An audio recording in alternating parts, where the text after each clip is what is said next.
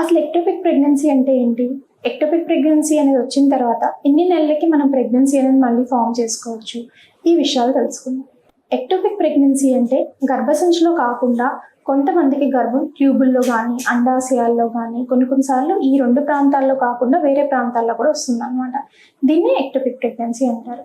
Ectopic pregnancy ఎర్లీగా identify చేయడం అనేది చాలా చాలా ఇంపార్టెంట్. ఎందుకంటే ఎక్టోపిక్ ప్రెగ్నెన్సీ చాలాసార్లు పేషెంట్ ప్రాణానికి కూడా ప్రమాదం అనేది కాజ్ చేస్తుంది. ఎందుకంటే డిలేడ్గా మనం డయాగ్నోస్ చేసుకున్నట్లయితే రాంగ్ ప్లేస్లో అతుక్కున్న ఎంబ్రియో ఏదైతే ఉంటుందో కొన్నిసార్లు అది బర్స్ట్ అయిపోతుంది అనమాట. దాని మూలంగా పేషెంట్కి ఇంటర్నల్గా బ్లీడింగ్ అయ్యే అవకాశం అనేది ఉంటుంది, లైఫ్ థ్రెట్ కూడా అయ్యే అవకాశం అనేది ఉంటుంది అనమాట. So early diagnosis of ectopic pregnancy అనేది వెరీ వెరీ వెరీ ఇంపార్టెంట్. ఏ మాత్రం అనుమానం ఉన్నా సరే హాస్పిటల్లో చూపించుకోవాలి. సెకండ్ ఏంటి అంటే పేషెంట్స్ జనరల్గా ఏమనుకుంటారు అంటే బ్లీడింగ్ ఎవ్రీ మంత్ అవుతుంది. ఈ ఎక్టోపిక్ ప్రెగ్నెన్సీ వచ్చిన వాళ్ళకి కూడా మంత్లీ సైకిల్ కొంచెం వచ్చినట్టే కనిపిస్తుంది, కానీ ప్రాపర్ బ్లీడింగ్ అనేది కాదు. సో వాళ్ళు ఏమనుకుంటారు, మాకు మామూలుగా పీరియడ్ అయిపోయింది కదా అని చెప్పేసి వెళ్ళారు అనమాట హాస్పిటల్కి. మీకు ఏమన్నా స్పాటింగ్లా అనిపించింది, పీరియడ్ డిలే అవడం అనిపించింది అంటే ప్రెగ్నెన్సీ టెస్ట్ కానీ చేసుకుని పాజిటివ్ వచ్చిందంటే బేబీ ఎక్కడ ఫార్మ్ అయిందో తెలుసుకోవడం అనేది వెరీ వెరీ ఇంపార్టెంట్. దీనివల్ల లేట్ డయాగ్నోసిస్ అనేది ఏదైతే ఉంటుందో అది మనం అవాయిడ్ చేయొచ్చు. జనరల్లీ ఎక్టోపిక్ ప్రెగ్నెన్సీ వచ్చిన తర్వాత మోస్ట్ కామన్గా మమ్మల్ని అడిగే క్వశ్చన్, మేడం మేము ఎంత తొందరగా నెక్స్ట్ ప్రెగ్నెన్సీ ప్లాన్ చేసుకోవచ్చు?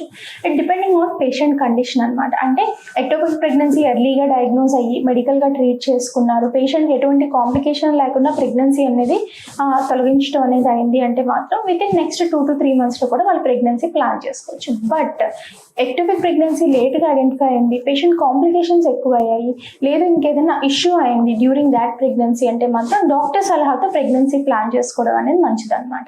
అసలు ఫస్ట్ ఇంకేదైనా ఇష్యూ ఉందా అని ఐడెంటిఫై చేసుకోవచ్చు. మనం అన్ని ఎక్టోపిక్ ప్రెగ్నెన్సీ సర్జరీ చేయాలా, లేదు మందులతో పోతుందని కూడా చాలా మంది అడుగుతుంటారు. సేమ్ థింగ్, ఎర్లీ డయాగ్నోసిస్, మేము ట్రీటబుల్ కండిషన్స్లో కానీ పేషెంట్ వస్తే మెడిసిన్స్తోనే క్యూర్ చేయడం అనేది జరుగుతుంది.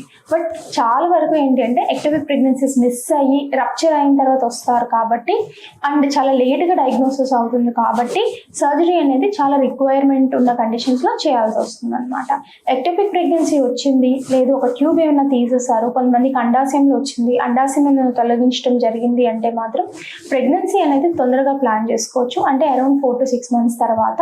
ఇన్ కేస్ మీకు 4 to 6 months అయితే ప్లాన్ చేసుకుని ప్రెగ్నెన్సీ అనేది రావట్లేదు అంటే ఖచ్చితంగా ఫర్టిలిటీ ఎక్స్పర్ట్ని కలవడం మంచిది.